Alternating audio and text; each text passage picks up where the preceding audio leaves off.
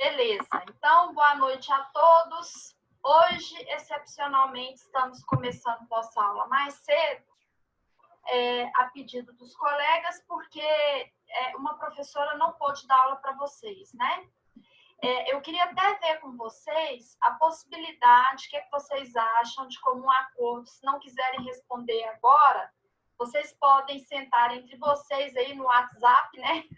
Sentar virtual e decidir da possibilidade de a gente iniciar nossas aulas às 21 horas.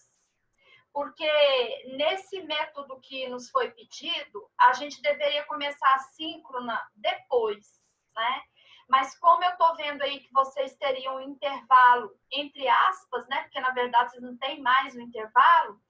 Na hora que termina a outra aula, vocês ainda teriam aí essa possibilidade de dar tempo de ler o conteúdo, olhar a pré-síncrona e o objeto de aprendizagem. Então, fica aí, se vocês concordarem com isso, a gente poderia começar a aula às 21 horas, tá?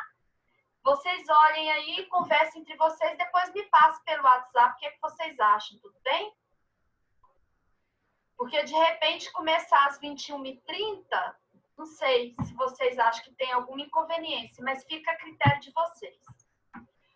Bom, como eu tinha falado na aula passada, nós tivemos que apresentar o plano, né? E aí, parte da nossa aula foi para a apresentação do plano. Então, não seria possível vocês responderem a pós-síncrona. Então, não irei nem fazer a correção da pós-síncrona, lembrando que o que eu estou adotando de método é o seguinte: a pós-síncrona não precisa me ser enviada, postada em lugar nenhum. Vocês vão corrigir, vão fazer as suas anotações, e na semana que vem, com essa aula, vocês já conseguem responder a pós-síncrona hoje, e aí semana que vem, no primeiro momento da nossa aula, eu começo revisando a pós-síncrona, tá? Porque ela tem a ver com a aula da semana que vem também. Beleza. Professora? Oi? A atividade pós-síncrona, ela vai ser liberada no AVA para ser colocada as respostas lá? Não, gente, é o que eu falei. A pós-síncrona, você não vai precisar postar na minha disciplina a resposta no AVA. Você vai anotar onde você quiser. Como que ela vai funcionar? Na semana que vem eu vou escolher 4 nomes, por exemplo. Alan Felipe, ou Alan, né? Acho que é Alan. Alan Felipe, responda a questão 1. Aí o Alan responde e outros colegas participam. Depois eu escolho outro nome, Camila. Aí a Camila responde a 2. E assim até a 4ª questão. É assim que eu vou avaliar vocês. E aí porque até então todo professor pediu para a gente ter esse registro lá no AVA, né? Que eu acho que não só eu, mas eu acho que a maioria dos colegas também estava meio em dúvida com relação a essa resposta, né? Se postaríamos ou não. Com a postagem das respostas ou não, porque desde o semestre passado e nesse também, a gente tem postado respostas no AVA. Sim, hoje eu ainda conversei com... Nós tivemos uma reunião de manhã e a coordenação me respondeu pessoalmente que o professor tem liberdade metodológica para aplicar a pós-síncrona e a pré-síncrona da maneira que ele achar melhor. Então, dentro da metodologia que eu estou usando, eu estou fazendo questões abertas, né? Eu não estou dando nem alternativa A, B, C, D, E. Mas não me importa. Se vocês preferirem, gente, nós vivemos uma democracia, certo? Até para evitar conflitos, que eu sou bem sistemática a esse respeito. Eu acho que o professor tem liberdade de cátedra, mas, como se diz, vocês também têm que estar bem à vontade com o método do professor. Então, eu não me importo se vocês resolverem, decidirem que eu poste lá. Eu só peço que me avise ainda antes, porque aí, então, a gente muda todo o modelo da aula. Eu já vou fazer conforme o padrão que todos os professores, pelo que você me disse, está fazendo, tá? Então, eu vou fazer as 4 questões com alternativas, postar lá, vocês respondem, tá bom? É porque, assim, até agora, nós tivemos, assim, 2 professores colocaram questões abertas para a gente responder. Um professor colocou uma questão e a gente respondeu. Teve outra professora que fez 4 questões para a gente responder. A professora Mariam, por exemplo, a gente fez questões de múltipla escolha. Gente, é isso que eu estou falando. Respondeu? Eu não posso. Agora, pois é. Então, mas assim, eu estou só lhe perguntando, professora, se a gente postaria ou não. Se a senhora fala que não há necessidade, a gente vai fazer assim, por mim não tem problema. Eu só queria entender como é que isso vai ser feito. Só isso. Muito obrigada. Mas eu prefiro que vocês se reúnam e depois da aula me manda ainda hoje qual modelo que vocês decidiram, tá? Se preferem, conforme eu expliquei, e tá lá no plano também, e eu ia até falar a respeito disso. Depois vocês confiram que o AVA de vocês, pelo menos aqui para mim, que eu estou com ele aberto, ele está funcionando. Eu não sei se vocês acessaram. Então, está postado a apresentação do plano de ensino, está postado o plano de ensino em PDF e a primeira aula e a aula de hoje. Eu já postei o material da aula de hoje. Vocês tiveram acesso? Tem alguém que não conseguiu acessar o AVA? Se alguém não conseguiu acessar o AVA, posta para mim aqui no chat. Manifesta aqui no chat, tá bom? Bom, então, mas em todo caso, eu peço para vocês isso. Vocês confiram, vejam aí qual modelo que vocês vão preferir, tá bom? Então, se fosse no modelo que eu coloquei lá no plano, como no plano gravado de vocês, seria dessa forma. Eu vou trabalhar com 4 questões abertas e aí eu passo, por exemplo, hoje, que vocês já estarão aptos a fazer essas questões. Aí, semana que vem, eu começo a aula já chamando os nomes dos alunos para responderem as questões. Como é que eu vou ter controle disso? Porque eu vou printar a tela. Todas as minhas aulas, aparece o nome aqui de quem está participando, eu printo a tela e tenho um controle de quem está presente no momento da resposta, certo? E aí, o objetivo aqui, gente, maior do que dar nota, para mim, é participação de vocês e vocês compreenderem a matéria, tá? A nota é uma consequência da sua aprendizagem. Então, para mim, mais importante é que você entenda o conteúdo. Então, por isso que eu prefiro fazer dessa forma. É uma metodologia chamada sala de aula invertida. Então, na sala de aula invertida, eu começo dando oportunidade para vocês falarem. E como que vocês vão falar? Baseado em quê? O roteiro da fala de vocês vai ser após-síncrona, tá? E aí vocês vão trocando experiência. Por exemplo, às vezes a Júlia responde uma coisa que a Milena não concorda. Aí a Milena, não é assim não, tem que acrescentar mais isso. E a partir disso a gente vai estar socializando o resultado e integrando o grupo, trocando ideias, construindo isso aí. Já dizia Lacan que o mais importante do que o conceito é a significância, né? Nada adianta você saber de cor um conceito, por exemplo, se eu peço para você conceituar a palavra empobrecido, mas se você não sabe a significância, né, daquilo, ou seja, significância tem a ver com apreender o sentido da coisa. Se você apreende, você nunca mais esquece. Então, é diferente, eu entendo, você estudar para a prova, decorar e sair bem na prova, do que você apreender. E significância não se decora, você constrói. E para você construir, a gente tem que ter leitura e debate. Né? Então, por exemplo, eu acho que eu dei esse exemplo na última aula. Se eu pedir para vocês derem um conceito, por exemplo, do que é casa, muitos vão começar a fazer descrição, mas não vão conseguir conceituar.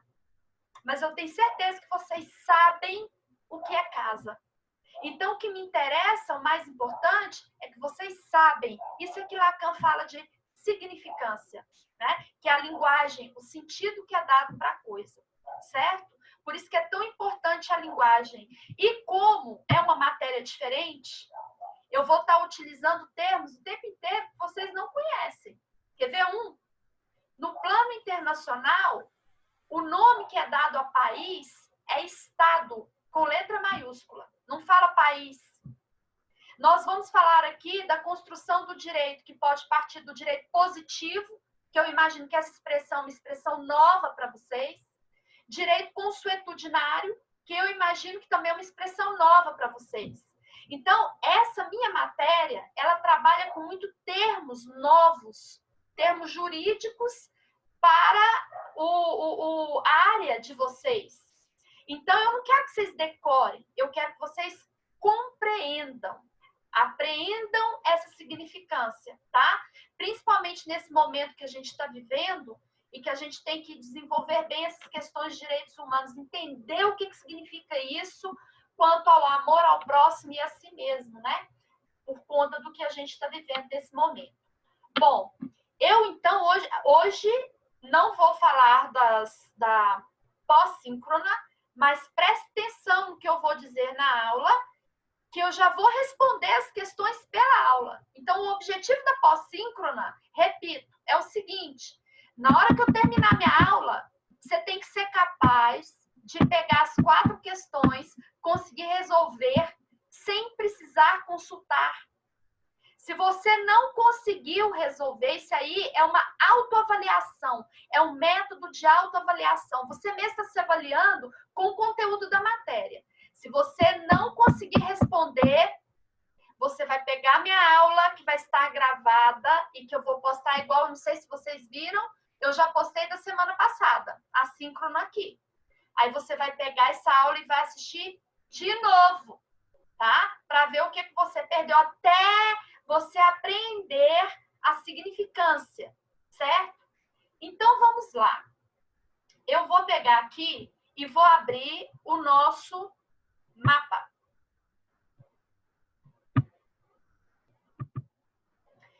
Todos estão enxergando?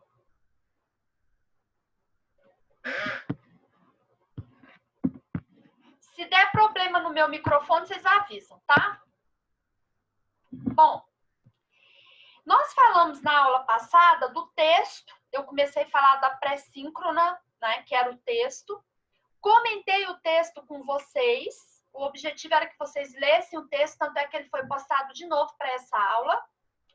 E depois que eu terminar isso aqui, né, nessa parte, nós vamos estar... Talvez eu nem consiga terminar tudo, mas a gente volta ao texto lá para fechar essa questão dos direitos humanos. Bom, a primeira pergunta aqui, e mais relevante, e que eu trago para vocês, é essa. O que é o direito? Para que o direito surgiu? Quem que inventou o direito? O direito surge, gente, quando é necessário regular as relações sociais. Partindo do pressuposto que o homem é um ser social, ou seja, até para a gente sobreviver desde pequeno, a gente precisa do outro. E a gente precisa do outro por muito tempo. Esse outro é o pai e a mãe. No reino animal, o bichinho, logo ele desmama, né? Nós estamos vivendo uma sociedade que os nossos jovens não estão desmamando. A pesquisa que indica aí que tem gente com 30 anos ainda morando com os pais, às custas dos pais. O que está acontecendo?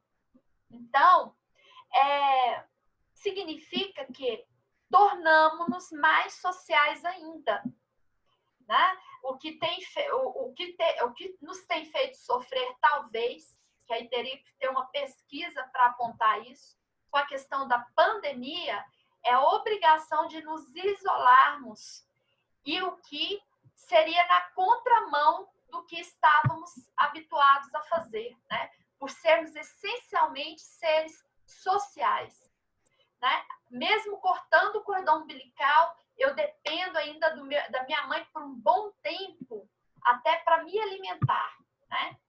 Bom, eu trouxe uma frase de Rudolf von Ehring, que ele tem um livro que é pequenininho e é maravilhoso, que chama-se A Luta pelo Direito. Nesse livro ele fala que o fim do direito, isso aqui é importante. Professora, para que criou o direito? O fim do direito é a paz. Qual é o meio de atingi-lo? A luta. Duas palavras-chave: paz e luta. O direito não é uma simples ideia, é força viva. Por isso, a justiça sustenta em uma das mãos a balança com que pesa o direito, enquanto na outra segura a espada, por meio da qual se defende. A espada sem a balança é a força bruta, a balança sem espada é a impotência do direito. Uma completa a outra. Uma não existe sem a outra. O verdadeiro Estado de Direito só pode existir quando a justiça bradir a espada com a mesma habilidade com que manipula a balança. Então, eu usei essa frase de Rudolf von Ehring porque ele fala aqui de arquétipos. E eu já estou pegando um gancho aí com a psicanálise, né? Que vocês tiveram essa disciplina. Jung trabalha bem com essa questão dos arquétipos. O símbolo da justiça para nós é o quê? É uma deusa, Mênfis. Ela, de um lado, segura a espada e do outro, ela segura a balança. O que é a balança? E essa deusa, ela usa uma venda nos olhos. A verdadeira justiça, gente, ela é cega. Por quê? Ela não pode tomar partido. Inclusive, se o juiz presenciou um crime e esse criminoso for parar na frente dele para ele condenar, o juiz, por uma questão de ética, ele tem que se declarar impedido porque ele presenciou o crime e ele não vai conseguir, na sua humanidade, né, se despir do subjetivo na hora de julgar. Pode ser que com muita raiva, em razão dele ter assistido aquilo, ele condene o camarada sem entender as razões que levaram o cara a matar. Ah, professor, os fins justificam o meio? Não sei. Eu só sei uma coisa que eu quero que vocês entendam. Todos têm direito de defesa. Todos. Se não houvesse a todos o direito de defesa, nós estaríamos no estado inquisitório, em que, se eu não desse a oportunidade da pessoa de contraditar, de se defender, ela iria para a fogueira, tá? Então, nós precisamos ter consciência disso. E na área de vocês, mais importante ainda, essa questão da justiça cega e da balança. A balança é o peso, as provas. Por exemplo, se alguém me conta uma situação horrível que aconteceu, a pessoa sofreu um golpe horroroso. Aí eu viro para ela e falo assim, por exemplo, roubou todo o dinheiro da conta dela. Aí eu pergunto para ela, você tem provas de que você não passou esse cartão para alguém? Não, não tenho provas. Não adianta nem entrar com ação, porque na justiça, o que vai fazer a pessoa ganhar não é o que ela fala, é a balança que pesa. Então, por isso que você tem, por exemplo, vou dar um caso clássico, que é briga de vara de família. Pai e mãe por criança. Então, o que o juiz vai fazer numa situação dessa? Os dois têm direito de ter a guarda, por exemplo, da criança. O que o juiz vai pesar? Ele não pode, gente, tomar partido nem da mãe, nem do pai. Ele tem que olhar as provas para o melhor interesse do menor. Ele vai olhar o que é melhor para a criança, ficar com o pai ou com a mãe. É isso. E aí vem uma questão. Veja bem o que é justiça. Olha o conceito justiça, voltando a falar de Lacan. Me dê um conceito de justiça. Vamos aqui esse exemplo. O João é pai do Paulo e a Maria também. Eles eram casados e tiveram esse filho, Paulo. Só que João e Maria não dão certo mais. Divorciaram. E o João quer ficar com a criança também. Ele não quer que só a mãe fique com a criança. Só que o juiz entende que dentro daquele contexto familiar, quem tem que ficar com a guarda da criança é a Maria. E o João vai ficar só com a visita. E além disso, quando o João vai visitar, a Maria arruma um monte de confusão para não deixar o João ter acesso à criança. Vê se isso não acontece. Ainda mais, é uma área que precisa muito de psicólogo para trabalhar, inclusive, com a cabeça dos pais que estão doentes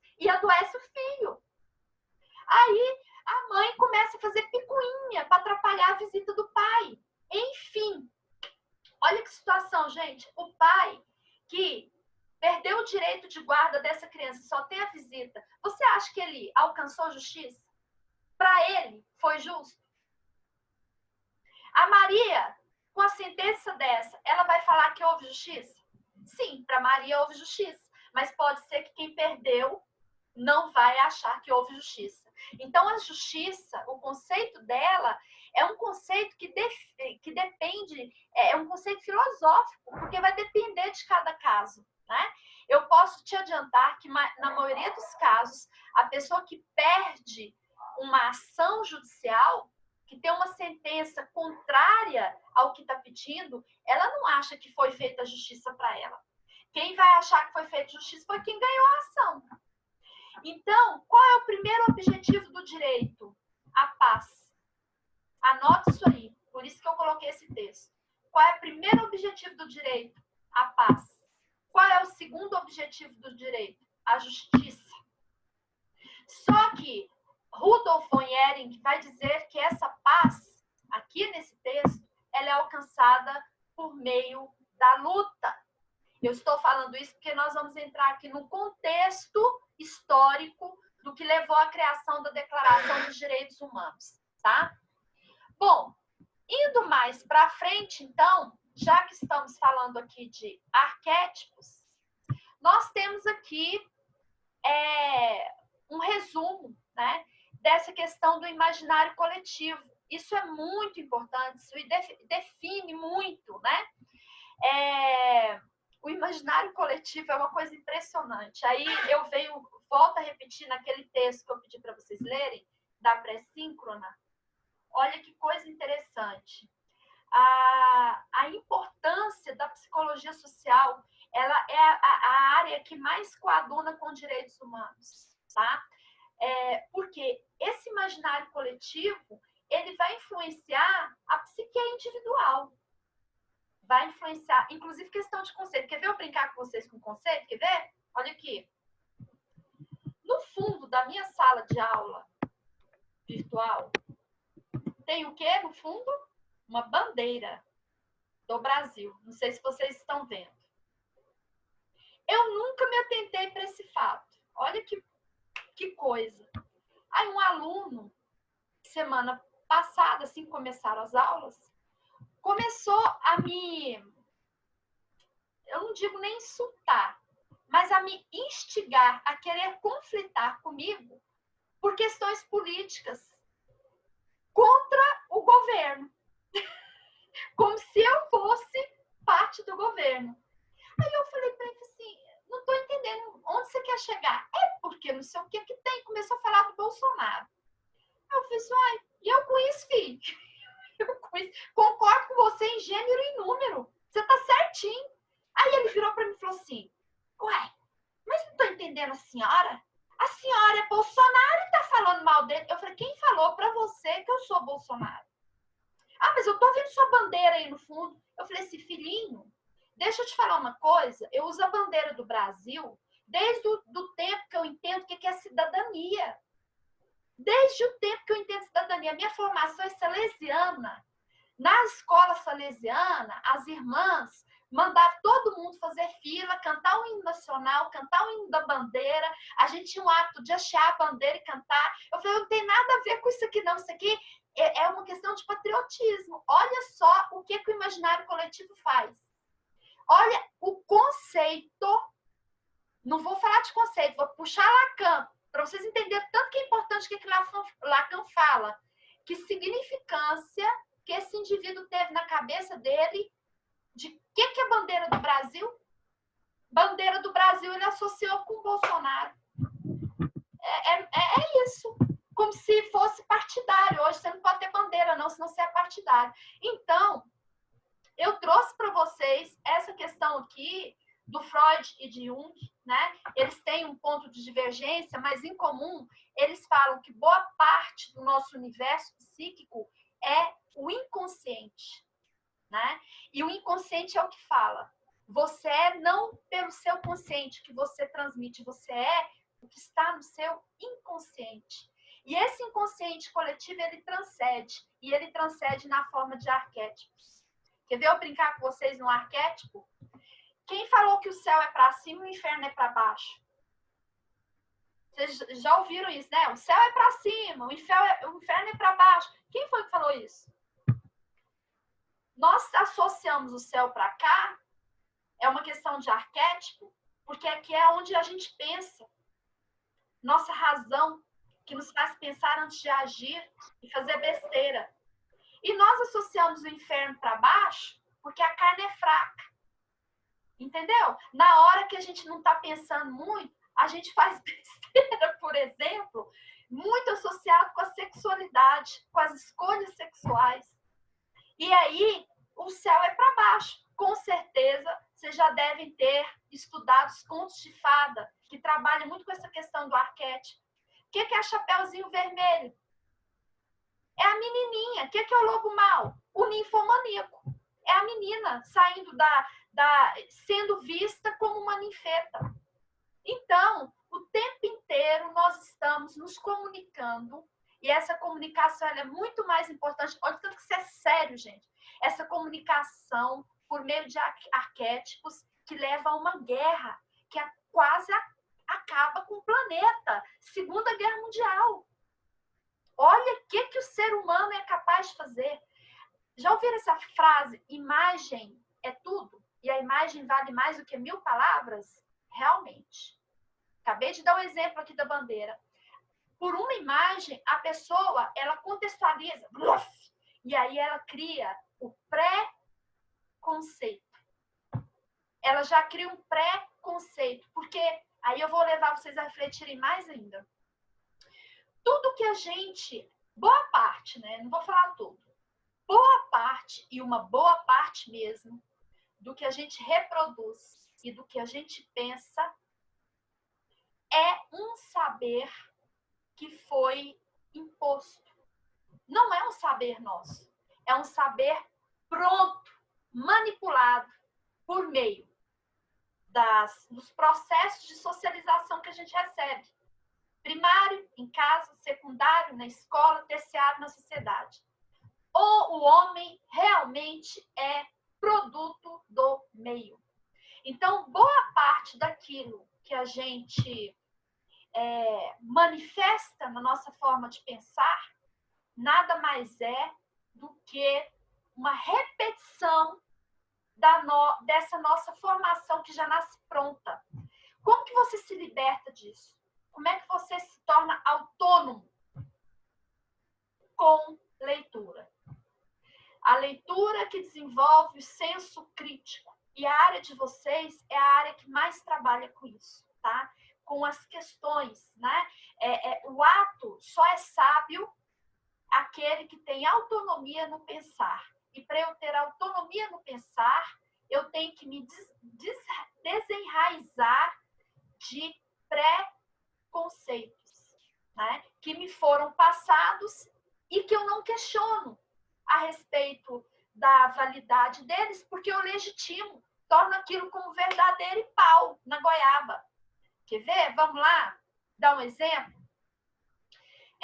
As mulheres da década de 40, 50 se casavam muito novas. A minha bisavó mesmo se casou com 13 anos, teve 20 filhos. Na hora que a gente fala isso, o povo fica assim, credo, tadinha. Não, mas naquela época o povo morria com 50 anos. 40 anos já era idoso. Vai olhar lá a aposentadoria na década de 80, com 15 anos de trabalho você aposentava. Por quê? Porque as pessoas tinham expectativa de vida menor do que a de hoje. Então, 40 anos a pessoa já era velha. 50 anos já estava idosa, 60 já estava para a glória divina, já foi para o reino dos céus. Então, hoje você tem pessoa com 90 anos bem. Naquela época, não. Então, as pessoas casavam cedo, constituíam filhos cedo. Aquela era a verdade. Aquele era o padrão. Aquilo era legitimado. Interessante que esse modelo social, que é o status quo, ele interfere na forma de pensar. Como as pessoas pensavam naquela época, que a gente tanto critica, né? Você gostaria de viver na Idade Média? Com certeza vocês já viram um filme da Idade Média. Feche os olhinhos, te imagine, naquela época, usando 200 mil saias e cinto de castidade ainda, que era um ferro que trancava a periquita da mulher, quando o marido ia viajar. ela não podia falar o nome do marido, ela chamava ele de senhor, meu senhor. Você se imagina mulher vivendo naquela época? Homem. Você se imagina homem vivendo naquela época? Que o seu trabalho era braçal, de roçar a terra, não tinha outra forma de sustento. E outra questão do arquétipo, que eu já falei para vocês, essa questão da significância. Qual era o modelo de estrutura que se repassava naquela época quanto à humanidade? Eu não sei se eu comentei isso na aula passada, mas a humanidade ela era resgatada pelo sofrimento. A ideologia da época é que sofrer emancipava a alma. Tanto é que a gente ainda tem algumas atitudes com o fim de nos penitenciar para conseguir a elevação da alma, porque o sofrimento eleva a alma. De onde que veio? Quem foi que nos ensinou? Qual a raiz de uma novena? Qual a raiz de um jejum de doces, que para mim é um sacrifício que só Jesus na causa, de 30 dias? Isso é um sacrifício muito grande. Qual é a razão de uma pessoa jejuar? É o quê? O sacrifício do corpo, levar o corpo ao sofrimento, é uma penitência, porque eleva a alma. Só que aquilo era comum naquela época. Então, os homens daquela época sofriam muito. Porque o valor do homem era tido quanto mais ele sofria. E da mulher também. Ele era para a guerra, ele tinha que trabalhar, ele pegava o boi pelo chifre. Vocês iam gostar de viver naquela época? Toda época teve seu mal, tá, gente? Toda época teve seu mal. Eu, visualizando a história da humanidade, para mim, se eu tivesse a opção de escolher, fazendo um recorte até hoje, e todo o tempo passado, onde eu gostaria de viver, é nesse. Sinto muito. Eu gostaria de viver nesse. Se eu tivesse a opção de escolher os tempos antigos, tá? Por N razões. Então, veja bem, essa construção, esse modelo, influenciava o modo de pensar. Pessoal, na hora que cair a aula, faltam 5 minutos. A gente volta no mesmo link, tá bom? Deixa eu ver só se está gravando aqui. Está gravando. Bom, então, Foucault, fazendo uma analogia sobre isso, ele faz uma crítica a respeito das casas. Eu sou de uma época que as casas eram separadas. Foucault é estudado na arqueologia, na arquitetura, tá? Segundo Foucault, há algum tempo atrás, as casas eram separadas porque elas representavam o modelo de pensar das pessoas, que eram já todas programadas a entender que cada um tem o seu status quo e um não pode se mudar para outro. Por isso que eu pedi para vocês assistirem Bicho de Sete Cabeças, que vai falar sobre a importância da psicologia na época criada como forma de readequar o indivíduo na sociedade, como forma de readequação social, tá? Então, Foucault dizia o seguinte, por exemplo, a minha casa tinha 3 quartos, cada um de uma cor, inclusive uma cor horrorosa, não sei porque eu pintava a casa daquela cor. Um quarto era verde, o outro era azul, o outro, aí quando ligava aquela luz, na época era uma luz amarela, uma lâmpada fraquinha amarela, você via de longe a casa dentro daquela, parecia uma penumbra, um trem triste, uma cor rosa, aí o outro quarto era verde, você entrava tudo verde, que dava uma depressão, que misericórdia. Como que o povo via aquilo? E aí tinha um quarto, aí tinha uma copa, que era outro cômodo, aí tinha a cozinha, que era outro cômodo, e tudo era muito separado. E Foucault falava que essa forma de separação era, na verdade, um arquétipo, uma manifestação de como o ser humano pensava naquela época, que era tudo separado, que o indivíduo não podia ter a opção de ser diferente. E isso foi mudando. Essas questões foram sendo levantadas e nós, hoje, como que são as casas? Qual é o ideal da casa? O povo quer aquela casa conceito aberto, deram um nome bonito para isso, né? O conceito aberto é a sala, direto com a cozinha, e direto com a copa, você não tem mais parede separando. Para que separar? Porque você quer conviver sem que cada um fica num canto separando os indivíduos. Olha que interessante isso. Isso já manifesta na arquitetura. Isso aí é a manifestação do arquétipo por meio de uma construção. Então, quando eu falo arquétipo, não é só um símbolo, uma cruz, o coração. Por que o coração é vermelho? Porque ele está associado à paixão. E paixão é aquilo que você não pensa, você age pela emoção, né? Tanto é que a gente tem no direito os crimes passionais, que o indivíduo agiu movido por emoção. Então, nós temos símbolo, por exemplo, maçã. Lembra do Adão e Eva? Qual que é o grande problema? A Eva comeu a maçã. Mas o que é maçã? O que o aluno dá para a tia, hein, da escola? Qual que é o símbolo? Não sei se vocês já viram historinhas, gibi. Qual é a fruta que o aluno leva para a tia na escola? Maçã. A maçã, para quem não sabe, é o símbolo do conhecimento. Ela é o símbolo do conhecimento. Então, se a gente fosse interpretar a história de Adão e Eva, não teologicamente, mas pela simbologia, que Jung trabalha bem isso naquela obra dele, O Homem e Seus Símbolos, a Eva comeu a fruta do conhecimento. Esse foi o problema. E o Adão foi enganado pela Eva. Não vamos entrar em mais nada no mérito dessa questão para não chegarmos numa lógica que não convém aqui. Mas, enfim, eu quero que vocês entendam essa questão da construção dos arquétipos. Mais à frente, eu trago, então, resumidamente, esses símbolos da justiça. Balança, martelo, cegueira, espada, até chegar à deusa Têmis. Essa aqui é o símbolo da justiça, tá? Ou seja, justiça cega para ser justa, mas o que vai fazer você ganhar ação é o pêndulo. Qual pêndulo aqui vai pender? O que pender mais? Ou seja, sempre tem dois lados da balança. Quem ganha é o que pender mais embaixo.